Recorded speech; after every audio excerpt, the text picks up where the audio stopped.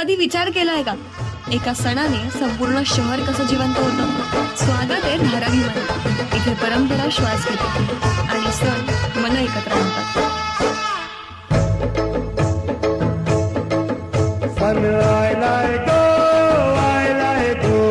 नारळी पुनवेचा मनी आनंद.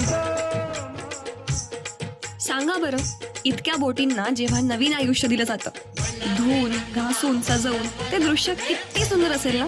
प्रत्येक बोटीचं एक वेगळं नाव असतं, तिची एक वेगळी ओळख, तिचं एक वेगळं अस्तित्व.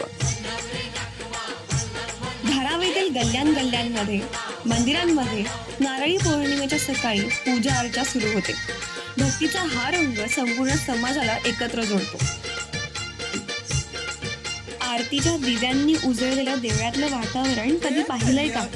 अगरबत्तीचा सुगंध, घंटांचा आवाज. त्या कोळी बांधवांसाठी नारळी पौर्णिमा फक्त सण नाही, तर त्यांच्या संस्कृतीशी जोडलेलं एक गोड नातं आहे. धारावीच्या गल्ल्या रंगीबिरंगी कॅनव्हास सारख्या भासतात. पुरुष डोक्यावर लाल किंवा रंगीबिरंगी पागोट बांधतात. स्त्रिया उजळलेल्या नवाऱ्यात आणि सोन्याच्या दागिन्यांनी सजलेल्या असतात. लहान मुलंही पोशाखांच्या छोट्या आवृत्त्यांमध्ये सजतात आणि अभिमानाने सहभागी होतात.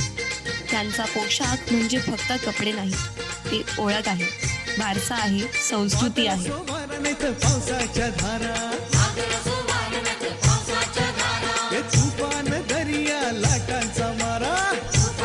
मानाचा नारळ उचलला जातो आणि वातावरण अधिकच जोशपूर्ण होतं. भक्तिभावाने, प्रेमाने तो नारळ गल्ल्यातून नेला जातो. ढोल, गाणी, नृत्य, प्रत्येक पाऊल म्हणजे वर्षाचा उत्सव असतो. धारावीच्या गल्ल्या जिवंत होतात. शेजारी, मित्र, कुटुंब आणि जगभरातील आलेले पाहुणे सगळे या उत्सवात सामील होतात. कॅमेऱ्यांमध्ये फोटोज क्लिक होतात, डोळ्यात चमक दिसते, पण खरी जादू हृदयात अनुभवली जाते.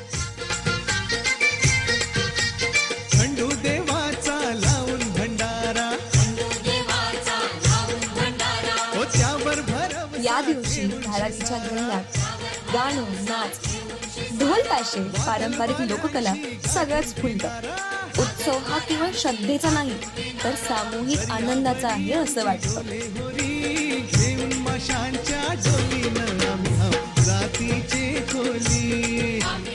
आणि मग येतो तो क्षण.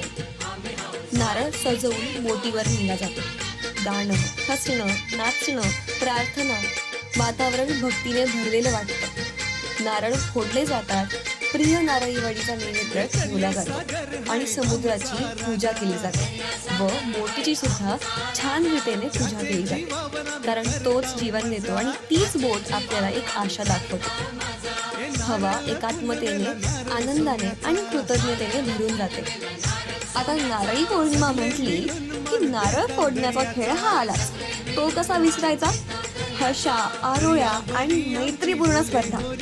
उत्सवाची अखेर जणू एका खेळकर रंगमंचावरच होते. हा सण फक्त समुद्राचा नाही, तर एकत्रतेचा आहे, ह्याची जाणीव या खेळामध्ये होते.